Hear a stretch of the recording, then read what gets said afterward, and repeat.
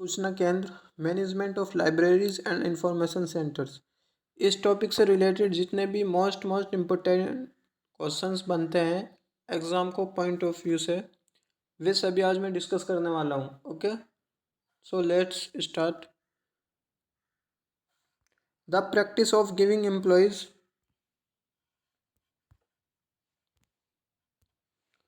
The practice of giving employees a high degree of control over their work is often considered as कर्मचारियों को उनके कार्य पर नियंत्रण की उच्च मात्रा प्रदान करने की प्रथा को किस रूप में जाना जाता है? तो option C is the right answer, job enrichment, कार्य संवर्धन। अब इसका हम एक्सप्लेनेशन देखते हैं। इस वीडियो का जो स्पेशल लॉजिक है वो ये है कि जैसे क्वेश्चन पढ़ा हमने कार्य संवर्धन, अब इसकी एक्सप्लेनेशन भी है, तो एक्सप्लेनेशन से भी क्वेश्चंस अक्सर बन जाते हैं एग्जाम में। ओके, तो इसका जो राइट आंसर है option C is the right answer, job enrichment, कार्य संवर्धन। अब इसकी एक्सप्लेनेशन देखते हैं। आंसर सी, कर्मचारियों को उनके कार्य पर नियंत्रण की उच्च मात्रा प्रदान करने की प्रथा को कार्य संवर्धन के रूप में जाना जाता है। नेक्स्ट क्वेश्चन, इनको हमें मैच करना है। Peter Suber, H E Bliss, Henry Fayol, Tim Berners Lee, ये किस से रिलेटेड है? तो देखते हैं, नीचे है इसका। तो जो हमारा पीटर सुबेर है वो ओपन एक्सेस मूवमेंट से रिलेटेड है। H E Henry Evelyn Bliss classification से, हेनरी फ्योल मैनेजमेंट से, और Tim Berners Lee information technology से। Which of the following are management theories? Which of the following are the management theories related to motivation? निम्नलिखित में से अभिप्रेरण संबंधी प्रबंधन सिद्धांत कौन से हैं?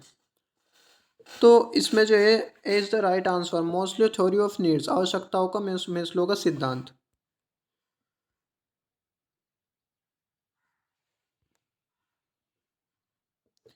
इसका जो राइट आंसर है वो ए है। तो Maslow theory of needs, Drucker theory का सिद्धांत, McGregor theory of X and Y, और बस यही है। A B and C are correct. इसमें मतलब जिसने मोटिवेशन से रिलेटेड थ्योरी दी वो किसने दी? वो दी थी मैस्लो थ्योरी ऑफ नीड्स, आवश्यकताओं का मैस्लो का सिद्धांत मोटिवेशन से रिलेटेड है। ड्रकर थ्योरी, ड्रकर का सिद्धांत, और McGregor theory of X and Y, इसका सिद्धांत। ओके, आवश्यकताओं का मैस्लो का सिद्धांत, ड्रकर का सिद्धांत तथा एक्स और वाई का मैकग्रेगोर का सिद्धांत सभी अभिप्रेरणा संबंधी प्रबंधन सिद्धांत है, जबकि फ्योल का सिद्धांत पुस्तकालय प्रबंधन से संबंधित है। Which of the following are uses of work? निम्नलिखित में से कौन से कार्य विश्लेषण के लिए उपयोगी है? तो कौन से कार्य विश्लेषण के लिए उपयोगी है? इसका जो राइट आंसर है वो ऑप्शन डी, ए और सी, प्रक्रियाओं का सरलीकरण और इम्प्रूवमेंट इन वेरियस प्रोसेसेस, विभिन्न प्रक्रियाओं में सुधार। नेक्स्ट, मैच करना है तो नीचे से ही करते हैं। तो बाजार खंडीकरण उपयोगिता की श्रेणी, ये वाला बाजार खंडीकरण उपयोगिता की श्रेणी, उपभोक्ता विश्लेषण उपयोगिता व्यवहार, बाजार स्थिति उपयोगिताओं का प्राथमिकरण, बाजार कार्यक्रम, बाजार मिश्रण।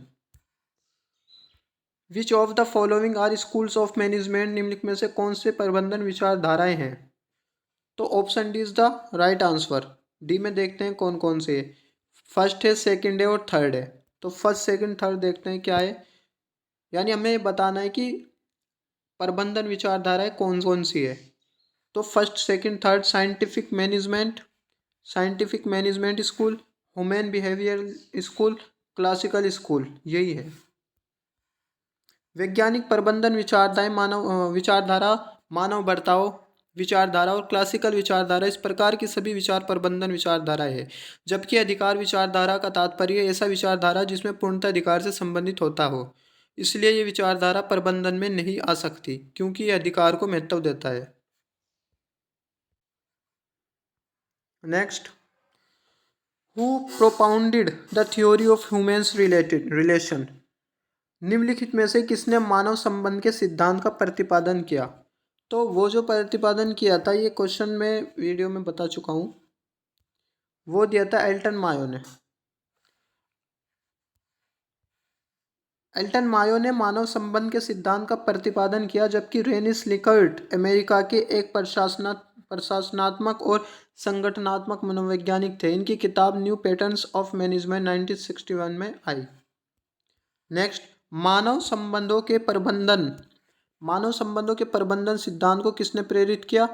तो ये भी एल्टन मायो ने ही किया। Option B is the right answer. प्रबंधन के मानवीय संबंध सिद्धांत ने 1920 की शुरुआत में औद्योगिक क्रांति के दौरान विकास शुरू किया। उस समय उत्पादकता व्यवसाय का ध्यान केंद्रित थी। प्रोफेसर एल्टन मायो ने उत्पादकता के लिए लोगों के महत्व को साबित करने के लिए अपने प्रयोगों को शुरू किया। नेक्स्ट क्वेश्चन, निम्नलिखित में से कौन सा नियोजन का तत्व नहीं है? तो इस परिणाम, option D is the right answer. नियोजन, प्लानिंग। नियोजन प्रबंधन का प्रमुख कार्य है। ये एक बौद्धिक क्रिया है जिसमें किसी भी संस्था के निर्धारित लक्ष्यों की प्राप्ति के लिए नीतियों का चयन किया जाता है। नियोजन के अंतर्गत इस बात का पूर्व में ही निर्धारण कर लिया जाता है कि क्या करना है, कैसे करना है। इस प्रकार नियोजन भविष्य को ध्यान में रखकर नीति बनाने की प्रक्रिया है। हमें इसमें बताना, निम्नलिखित में सूचना के मानव स्रोत कौन कौन से है? सूचना के जो मानव स्रोत है, ऑप्शन सी देखते हैं इसमें। Option C is the right answer है, ए एंड सी ओनली। अब इसमें ए एंड सी देखते हैं कौन कौन से है। तो मानव सूचना के मानव स्रोत कौन से है? Patent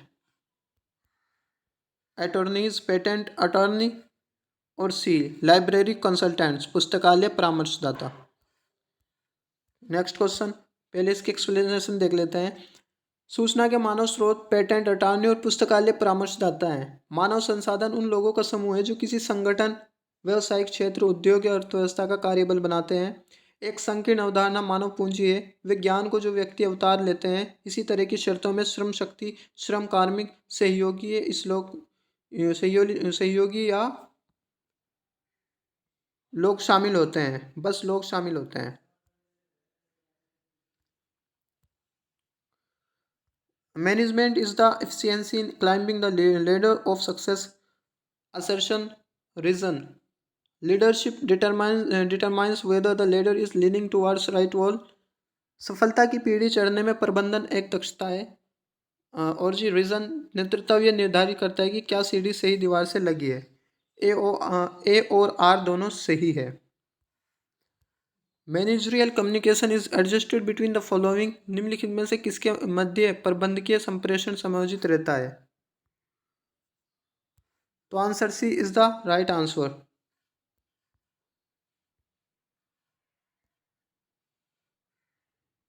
both A and B are true, दोनों सत्य हैं।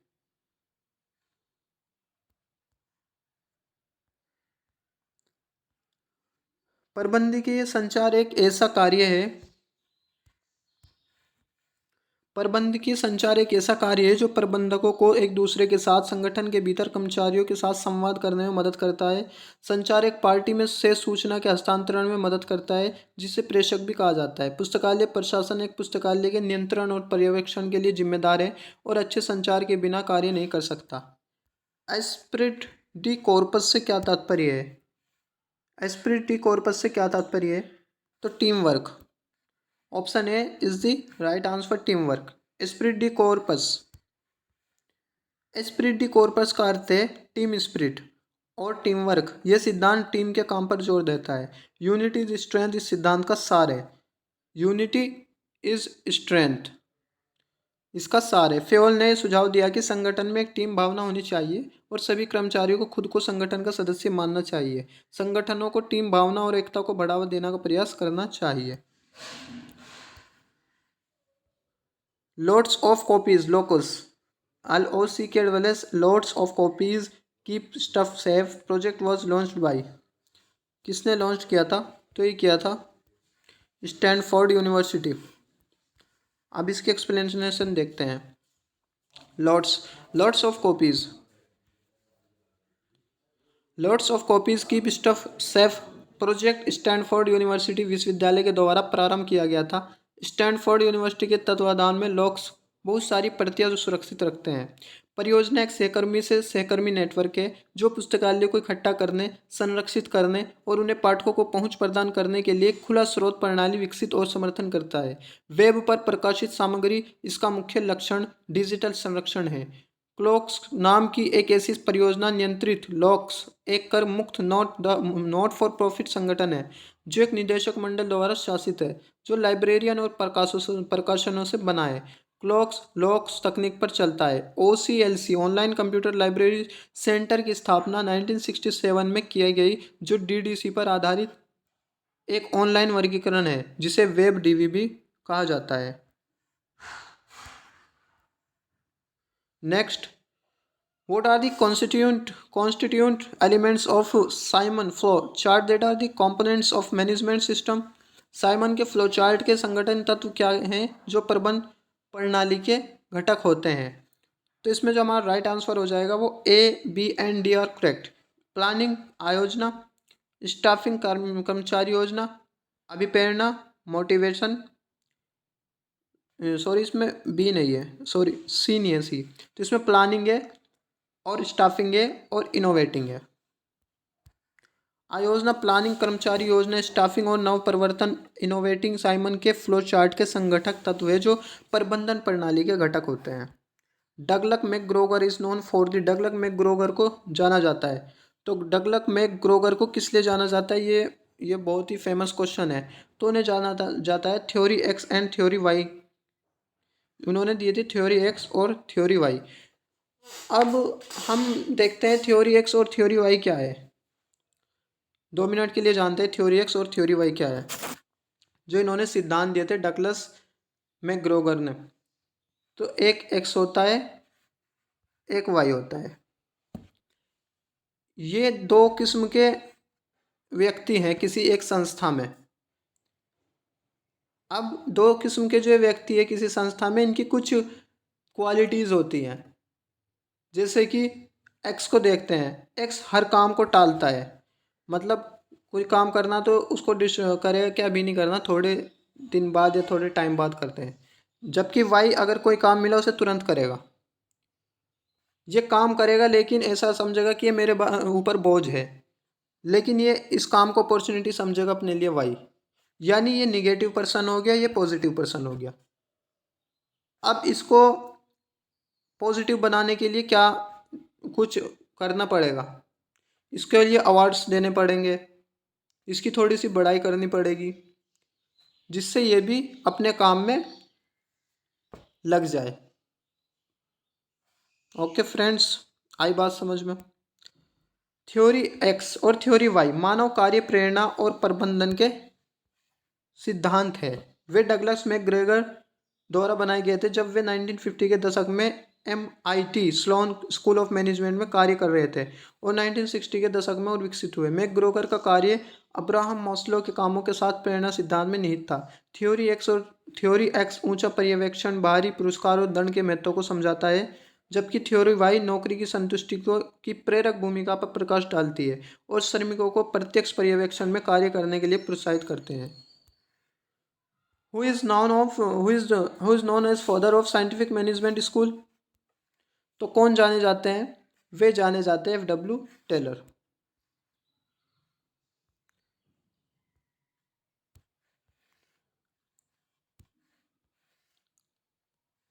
प्रबंधन मैनेजमेंट के से तात्पर्य व्यक्तियों का कुशलतापूर्वक व्यवस्थापन से है।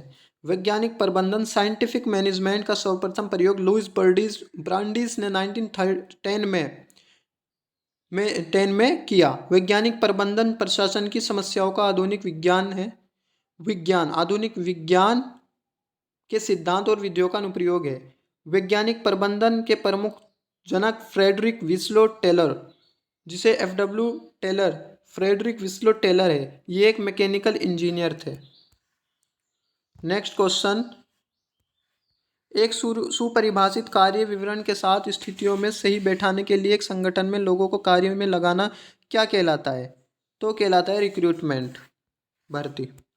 एक सुपरिभाषित कार्य विवरण के साथ स्थितियों में सही बैठाने के लिए एक संगठन में लोगों को कार्य में लगाना भर्ती कहलाता है।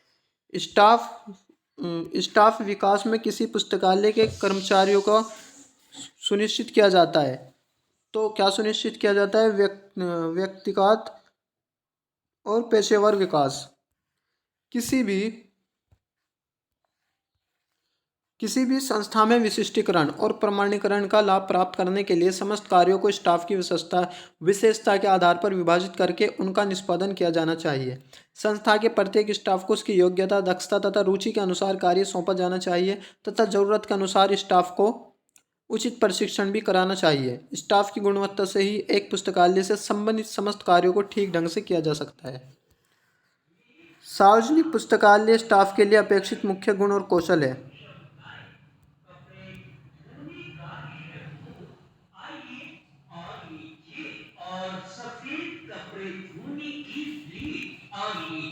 समाज के विभिन्न सदस्यों के साथ संचार के लिए प्रयोक्ताओं की जरूरत को समझने की क्षमता ए और बी दोनों सही है।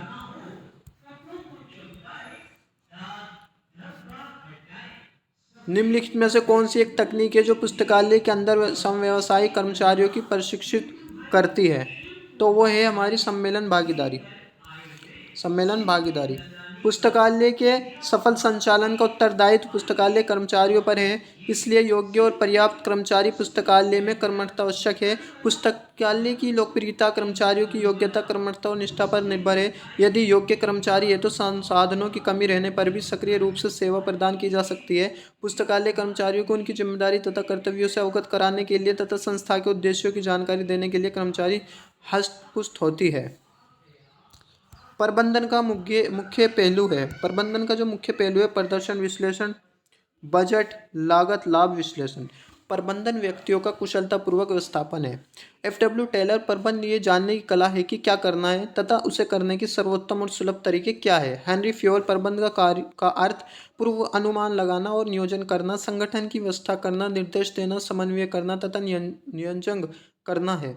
हैरोल्ड कॉटेज प्रबंधक औपचारिक रूप से संगठित समूह के साथ तथा उसके द्वारा काम करवाने की कला है। पुस्तकालय भीतर ही पेशेवर कर्मी को प्रशिक्षण देने के लिए इनमें से किस तकनीक का इस्तेमाल किया जाता है? तो वो किया जाता है काम का चक्रीकरण। काम का चक्रीकरण। पुस्तकालय के भीतर ही पेशेवर कर्मियों को प्रशिक्षण देने के लिए काम का चक्रीकरण तकनीक का इस्तेमाल किया जाता है। इस विधि में पुस्तकालय स्टाफ पुस्तकालय संबंधी सभी प्रकार के कार्यों में पूर्ण दक्षता प्राप्त कर लेते हैं। ज्ञान प्रबंधन से क्या तात्पर्य है? इसमें सूचना और प्रबंधन की सारी गतिविधियों के साथ साथ कुछ और खास गतिविधियां भी शामिल है। अब हम ओनली क्वेश्चन ही देखेंगे, मतलब उनका आंसर ही देखेंगे, एक्सप्लेनेशन नहीं देखेंगे क्योंकि वीडियो ज़्यादा लंबा हो जाएगा। शब्द अदिश श्रृंखला इनमें से किससे जुड़ा है? तो जुड़ा है गैंग प्लांक से। किससे? गैंग प्लांक से। नेक्स्ट, समय समय पर कर्मचारियों के काम का मूल्यांकन करने के तकनीक को क्या कहा जाता है? समय समय पर कर्मचारियों के मूल्यांकन करने की तकनीक को क्या जाता है? प्रदर्शन मूल्यांकन। Method and techniques of human resource planning includes मानव संसाधन योजना के विधियों और तकनीकों से सम्मिलित है। तो क्या सम्मिलित है? Option C is the right answer. Option C में देखते हैं कौन कौन है। फर्स्ट, सेकंड एंड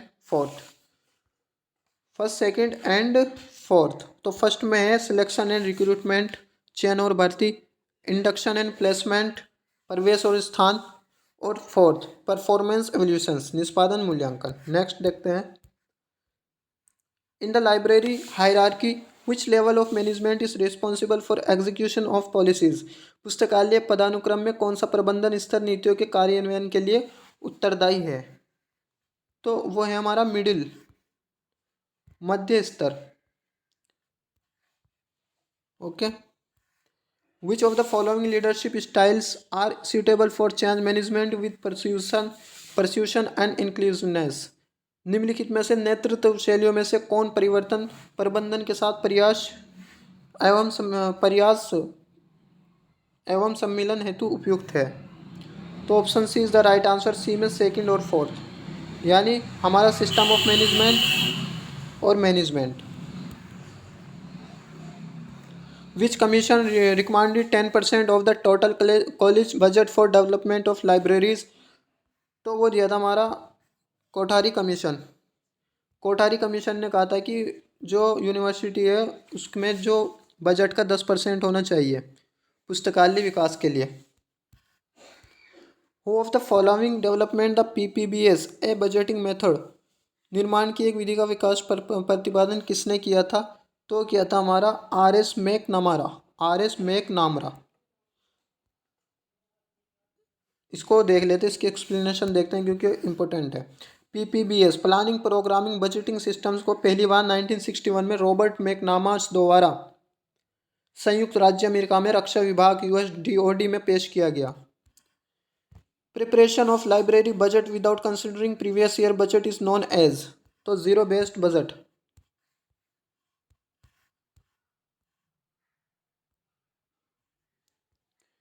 बजट निर्माण की निम्नलिखित में से बजट निर्माण की निम्न में से किस विधि में कार्यक्रम उद्देश्य और परिणामों के मापन की पहचान पर बल दिया जाता है? तो जो दिया जाता है PPBS में दिया जाता है।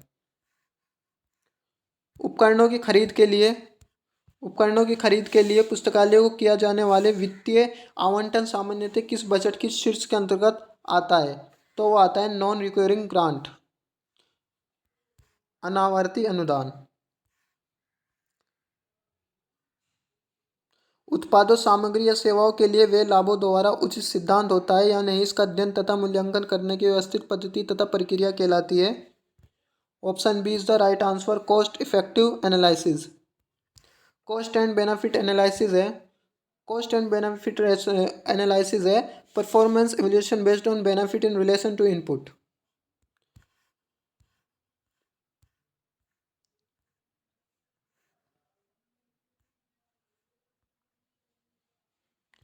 ये देखते हैं क्या है।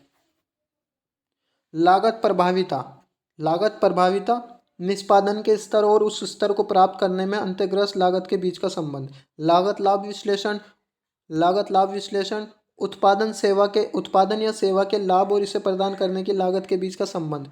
लागत लाभ विश्लेषण। तभी सी लागत विश्लेषण संगठन द्वारा प्रदत्त उत्पाद या सेवा की लागत। इकाई लागत उप प्रणाली की आवंटित लागत को इसके परिचालन की वास्तविक संख्या से विभाजित द्वारा निर्धारित। बजटिंग की पद्धति जिसके संबंध जो कुछ घट चुका है से नहीं है किंतु भविष्य की आवश्यकताओं से अधिक जुड़ी हुई है, इसे किस रूप में जाना जाता है? इसे जाना जाता है जीरो बेस्ड बजटिंग। इसकी भी एक्सप्लेनेशन देख लेते हैं बिकॉज दिस इज इम्पोर्टेंट। शून्य पर आधारित बजट का विचार पीटर फिर की देन है। 1970 के दशक में पीटर फिर द्वारा विकसित शून्य आधारित बजट प्रत्येक बजट अवधि की शुरुआत में एक शून्य आधार से शुरू होता है। एक संगठन के भीतर हर फंक्शंस की जरूरतों लागतों का विश्लेषण करता है और तदनुसार धन आवंटित किया जाता है, भले ही पहले कितने ही पैसे हो। इसमें नए सिरे से बजट तैयार किया जाता है। पीपीबीएस क्या है? बजट बनाने की तकनीक। यदि if library budget does not take into account of what happened in the past but emphasizes of the current activities is zero based budgeting। एक निश्चित समयावधि में एक संस्था के आकलित राजस्व व व्यय का वित्तीय विवरण कहलाता है। तो इसका जो वित्तीय वो क्या जाता है? एक्सपेंडिचर वे।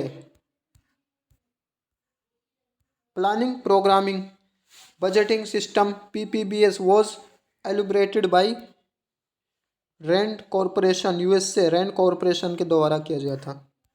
ग्रंथालय का बजट किस वर्ष के लिए तैयार किया जाता है? तो जो ग्रंथालय का बजट किया जाता है फॉर द कमिंग ईयर, आगामी वर्ष हेतु, यानी जो आने वाला साल है। Which of the following is not a technique of budgeting? कौन सी टेक्निक बजट की नहीं है? तो वो हमारी डी नहीं है, crossed budget. Planning programming budgeting system relates योजना कार्यक्रम बजट प्रणाली संबंधित है। तो जो संबंधित है वो जर्नल सिलेक्शन बजटिंग बजट से। अधिकतम रूप से आय और व्यय प्रवाह के व्यवस्थित रख रखाव को क्या कहा जाता है? तो कहा जाता है लेखांकन।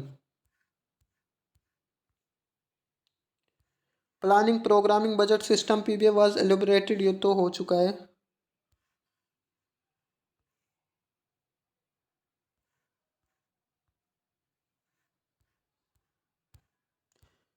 कब शून्य आधारित बजट सर्वप्रथम तैयार किया गया? तो जो तैयार किया गया था वो किया गया था 1970 में पीटर फिर द्वारा।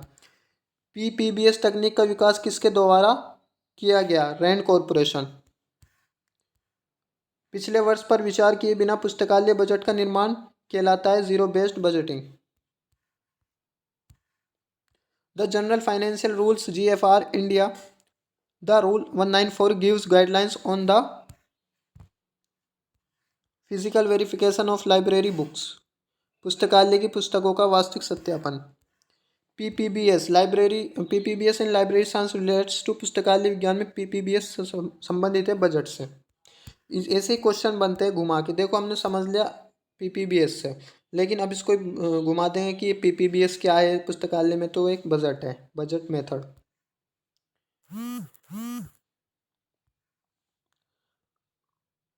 बजट प्रिपेयर्ड, ये क्वेश्चन चलो देखते हैं। पिछले बजट को प्रयुक्त करते हुए बनाया गया बजट वार्षिक बजट।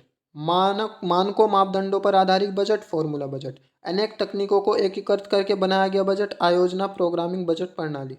पिछले वर्ष के बजट के स्वतंत्र ऐसे बजट जो मौजूदा कार्यों को ध्यान में रखते हुए बनाया गया हो, शून्य आधारित बजट।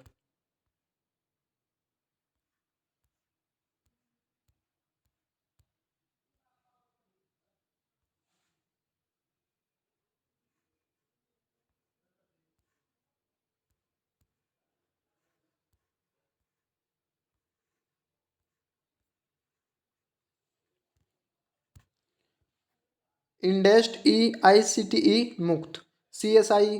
CSIR कंसोर्सिया संकीर्ण समूह। UGC इन्फोनेट केंद्रीय वित्त पोषित। IIM कंसोर्सिया सहभागी बजट।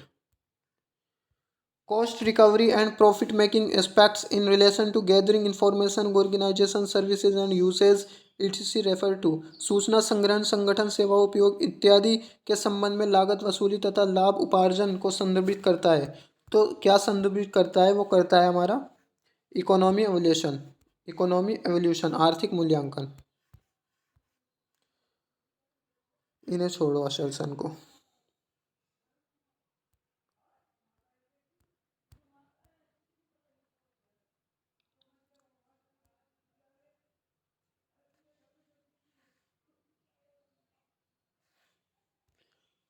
ये है बजटीय तकनीक, जैसे पंक्ति भविष्य की सलाह नहीं, फॉर्मूला परिवर्तन की अनुमति नहीं, PPBS विस्तृत सूचना की आवश्यकता, जीरो बेस्ड अधिक समय लगाना।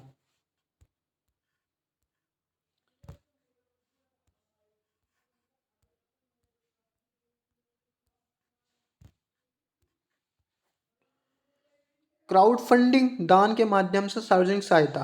क्राउड सोर्सिंग वित्तीय व्यवरोधों वे वे अवरोधों के कारण प्राथमिकताओं का पुनः निर्धारण। हाथी ट्रस्ट डिजिटल संसाधनों का सहयोगात्मक विशाल संग्रहण। सामाजिक और सांस्कृतिक हब्स ज्ञान के प्रसाद का सहयोगात्मक वातावरण। पिछले वर्ष पर विचार किए बिना पुस्तकालय बजट का निर्माण कहलाता है। कई हजार बार क्वेश्चन आ चुका zero based budgeting. The major part of the special library budget is spent on, विशेष पुस्तकालय बजट का अधिकांश भाग किस पर खर्च किया जाता है? तो किया जाता है पीरियोडिकल्स। अब पर्ट CPM स्वॉट मिस TFD से संबंधित क्वेश्चंस आते हैं। निम्नलिखित में से मार्केटिंग मिक्स का उत्पादन कौन सा है? तो है प्रोडक्ट। पुस्तकालय प्रबंध का कौन सा स्तर नीतियों को कार्यान्वित करने के लिए होता है? पुस्तकालय प्रबंध का, this is the most important question, पुस्तकालय प्रबंध का कौन सा स्तर नीतियों को कार्यान्वित कराने के लिए होता है? तो वो होता है middle level. By which mode management science and research methodology are formed, प्रबंध विज्ञान और शोध प्रविधियाँ किस विधि द्वारा बनते हैं?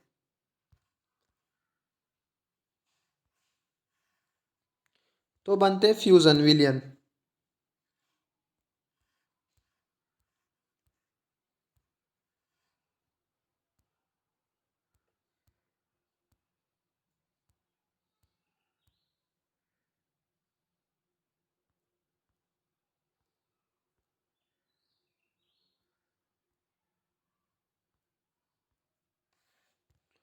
वे बनते हैं डिस्टिलेशन सॉरी आसवन द्वारा।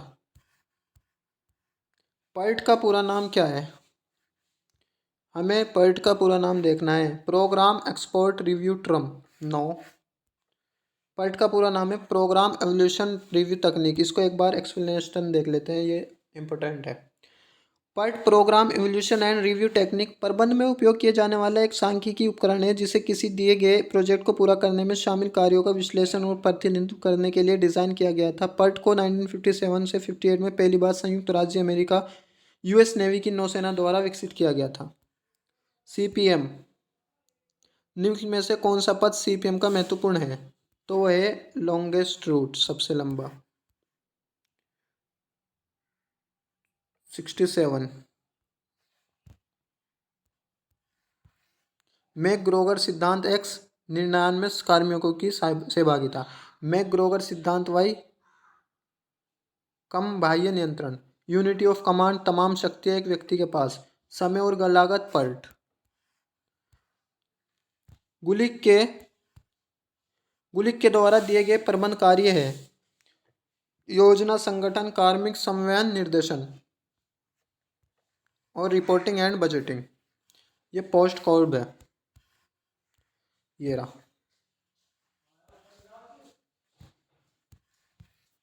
प्लानिंग, योजना। O, organising. S, staffing. D, direction. C, O, coordinating. R, reporting. B, budgeting.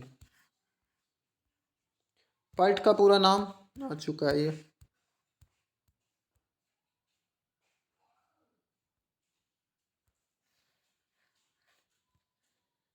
CPM का प्रतिपादन किसने किया? तो सीपीएम का जो प्रतिपादन किया था वो क्या था? केली और वोल्कर।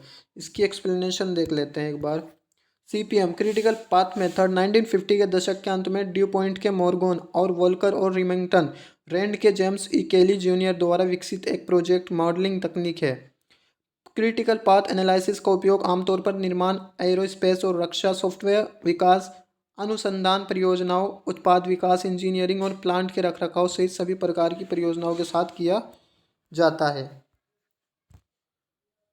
आदेश देने का अधिकार और आज्ञाकारिता सटीक करने की शक्ति के रूप में जाना जाता है। अथॉरिटी, प्राधिकार। सूचना प्रबंध प्रणाली द्वारा सूचना प्रदान की जाती है डिसीजन मेकिंग, निर्णय करने के लिए। स्वॉट, मीनिंग ऑफ ओ इज, तो ओ का मतलब होता है अपॉर्चुनिटी। स्वॉट की वो देख लेते हैं। तो एस जो स्टैंड करता है वो करता है स्ट्रेंथ। ओके। जो डब्ल्यू स्टैंड करता है वो करता है वीकनेस, क्योंकि क्वेश्चन में पूछ सकते हैं कि एस क्या है और डब्ल्यू क्या है। अब आ गया ओ। ओ स्टैंड करता है, O stand for opportunity.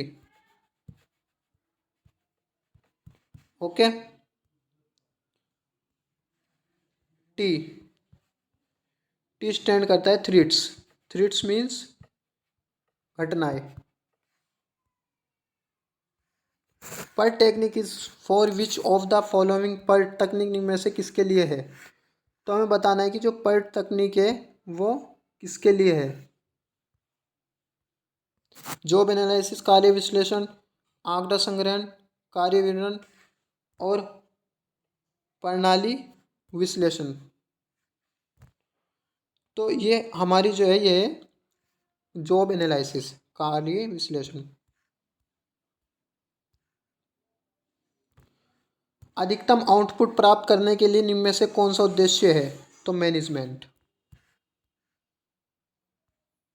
CPM method was given by, CPM जो मेथड दिया था वो दिया था केली एंड वोल्कर ने। The right to give orders and the power to exact obedience is known as, आदेश देने का अधिकार और आज्ञाकारिता का सटीक करने की शक्ति के रूप में जाना जाता है अथॉरिटी। सूचना प्रबंध प्रणाली द्वारा सूचना प्रदान की जाती है डिसीजन मेकिंग। शॉर्ट हो गया। पर्ट का पूरा नाम ये हो चुका।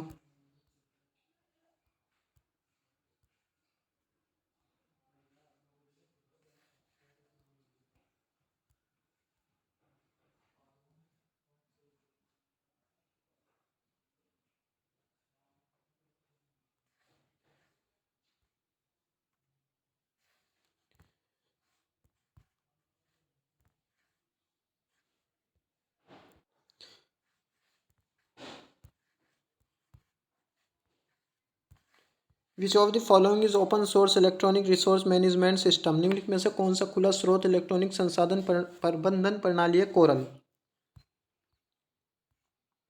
पुस्तकालय प्रबंधन के साथ प्रबंधन के वैज्ञानिक सिद्धांतों का वर्गीकरण किसने किया था?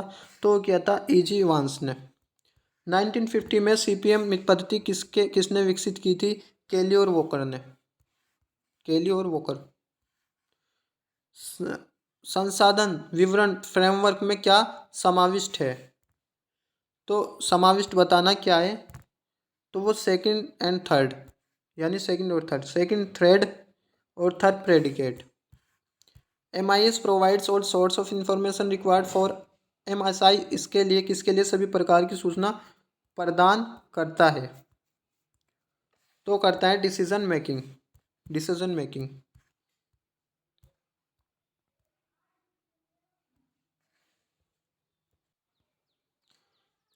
निम्नलिखित में से किसने क्रिटिकल पाथ मेथड को तैयार किया? तो किसने किया था? जेम्स ई केली।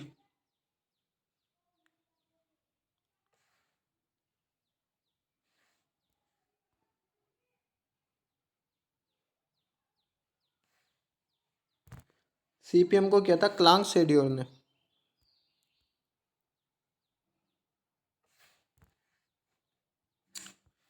Morgan R Walker and James E Kelly ने क्रिटिकल पाथ मेथड को तैयार किया। अब TQMB और पोस्ट कॉर्पस से संबंधित क्वेश्चंस देखते हैं।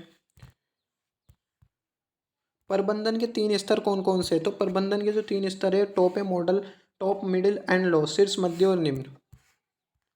प्रबंधन के कार्यात्मक तत्वों को बतलाता है, कौन बतलाता है? पोस्ट कॉर्ब। इसमें स्पेलिंग पे ध्यान देना, POSDOCORB। व्हाट इज द, इसको देखते हैं पोस्ट कॉर्ब को। लुथिल हाल से गुलिक 17 जनवरी 1892 से 10 जनवरी 1993 ने 1937 में पोस्ट कोर परिसूत्र दिया। हेनरी कैथोल के 14 सिद्धांत और प्रबंधन के 5 तत्व शामिल है जो गुलिक के पोस्ट कोर की नींव रखते हैं। What is the full form by MBO? MBO की फुल फॉर्म क्या है? Management by object. Management by objective. MBO। MBO को देखते हैं। MBO मैनेजमेंट बाय ऑब्जेक्टिव का प्रतिपादन पीटर फेर्डिनेंड ड्रकर ने अपनी पुस्तक द प्रैक्टिस ऑफ मैनेजमेंट में 1954 में किया। तो इसकी पुस्तक का हमें नाम याद रखना है। क्या नाम है पुस्तक का? Practice of management, 1954। संगठन के परंपरावादी शास्त्रीय सिद्धांतों के प्रतिपादक थे, तो वे थे हेनरी फ्योल। क्लासिकल प्रबंधन युग के वैज्ञानिक कौन कौन हैं?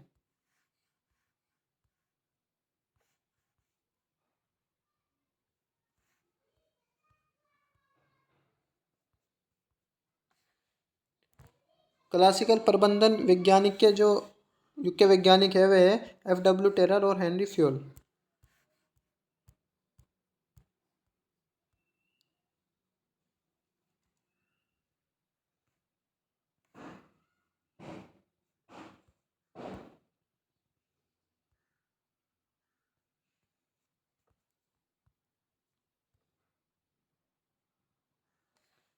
एक बार ये देखते हैं TQM के सिद्धांत।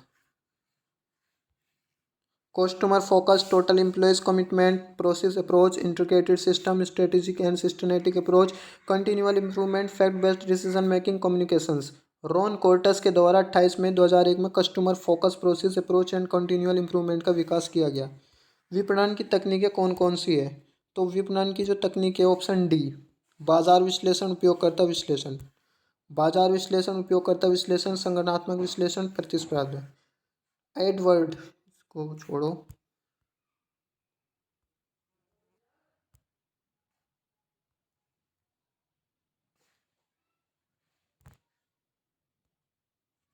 पुस्तकालय के संदर्भ में पोस्ट कॉर्ब किससे संबंधित है? तो लाइब्रेरी मैनेजमेंट से।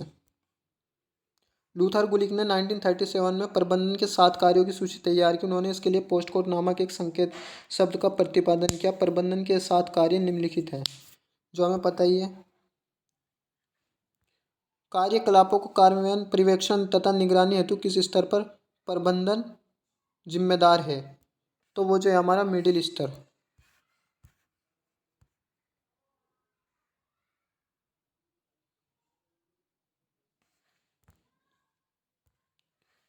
By which mode management science and research methodology are form पर विज्ञान और शोध प्रविधियाँ किस विधि द्वारा बनती है? तो बनती है डिस्टिलेशन। पोस्ट कोड किसने दिया? लूथर गुलिक ने दिया है।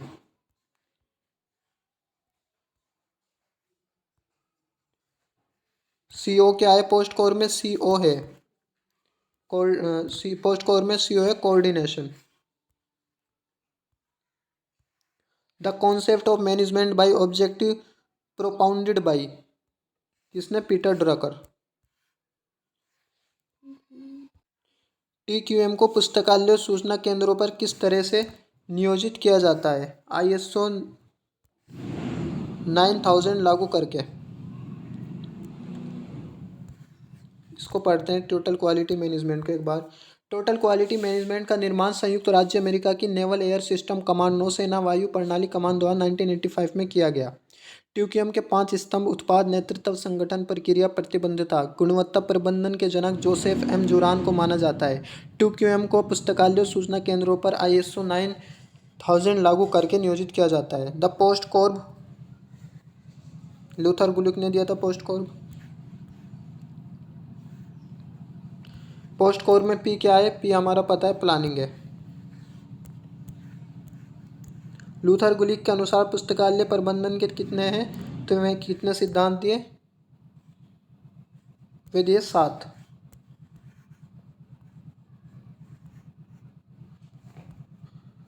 The principle of management by objective work propounded bye तो ये पीटर ड्रकर ने दिया था। पीटर ड्रकर ने। एक बार इसको ही पढ़ते हैं। एमबीओ मैनेजमेंट बाय ऑब्जेक्टिव का प्रतिपादन पीटर ड्रकर ने अपनी पुस्तक 1954 की पुस्तक में द प्रैक्टिस ऑफ मैनेजमेंट में किया था। एमबीओ को एमबीआर मैनेजमेंट बाय रिजल्ट्स के रूप में भी जाना जाता है। पीटर ड्रकर का जन्म 19 नवंबर 1909 को हुआ था। इनका पूरा नाम पीटर फर्डिनेंड ड्रकर है। एमबीओ मेरी पार्कर फॉलेट के 1926 के निबंध द गिविंग ऑफ ऑर्डर में प्रस्तुत किए गए कई विचारों पर आधारित है। पोस्ट कोड रिलेटेड है लाइब्रेरी एडमिनिस्ट्रेशन ग्रंथालय प्रशासन से संबंधित है। पोस्ट कोर कैसे संबंधित है? ग्रंथालय प्रशासन। इन्फ्रेंस इंजन की सूचना प्रणाली का हिस्सा है। तो इन्फ्रेंस जो है वो इन्फ्रेंस इंजन की सूचना प्रणाली का हिस्सा है।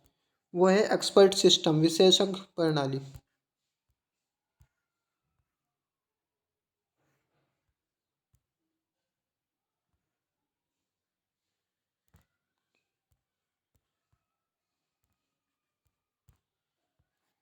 सही सुमेलन करना है हमें। सही मनुष्य सही पुस्तकालय फैलाओ डिप्लॉयमेंट लेखा जोखा वार्षिक विधान journal ISSN international standard serial number उपभोक्ता की अपेक्षाएं और दृष्टि बिंदु को पहचानना टीक्यूएम टोटल क्वालिटी मैनेजमेंट।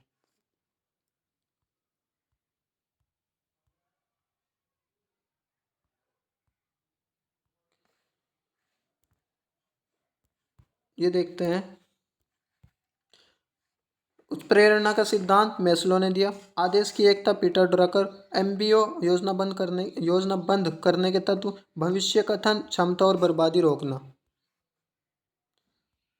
मुख्य मुख्य लक्ष्यों मुख्य लक्ष्यों मिशन और नीतियों के फ्रेमवर्क के अंतर्गत पुस्तकालय कार्यों की योजना आवंटन गठन और मूल्यांकन प्रक्रिया से अभिप्राय है। डंक्शनल अप्रोच कार्यात्मक अधिगम। जब एक ग्रंथालय नए भवन प्रोजेक्ट की योजना बना रहा होता है तब निम्नलिखित में से कौन सी विधियाँ योजना के जटिल और दीर्घकालिक प्रोजेक्ट को नियंत्रित करती है? तो पीईआरटी और एक CPM.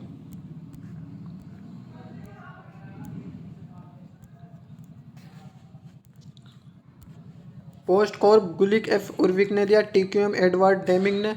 जेडबीबी zero base proceeding Peter फिर ने। पीपीबीएस रॉबर्ट मैकनमारा ने।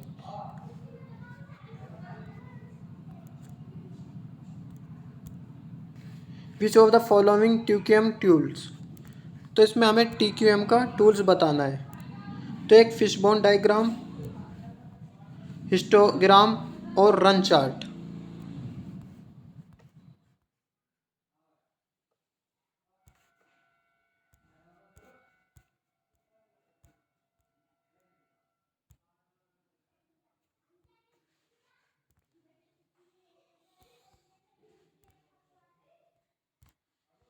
हैरोल्ड कुर्ट्ज, 3 नेतृत्व शैलियाँ, रेसिस लिकर्ट, 4 व्यवस्थापन का प्रबंधन, Peter Drucker, MBO management objective, George Huber, समस्या समाधान बनाम निर्णय।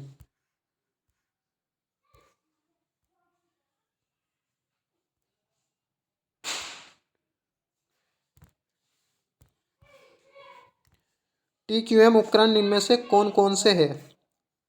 तो TQM उपकरण बताने कौन कौन से हैं, तो वे फर्स्ट, थर्ड और फोर्थ, पाई चार्ट, फिशबोन और Pareto chart. 6 sigma in quality management was developed by 6 sigma quality management developed by मेट्रोला।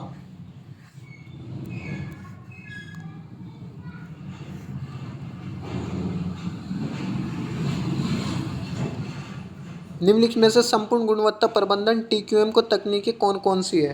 तो तकनीक बतानी है हमें कौन कौन सी है। वो है हमारी क्वालिटी सर्कल्स और एम्पावरमेंट और पार्टिसिपेटिव मैनेजमेंट।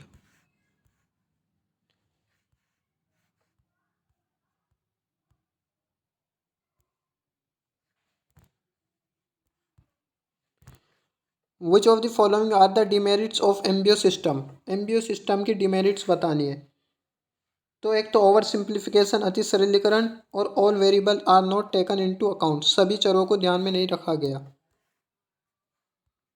गुणवत्ता नियंत्रण हेतु 7 मूलभूत सांख्यिकी उपकरण का समर्थन किया था। किसने किया था? कावरू इशिकावा ने।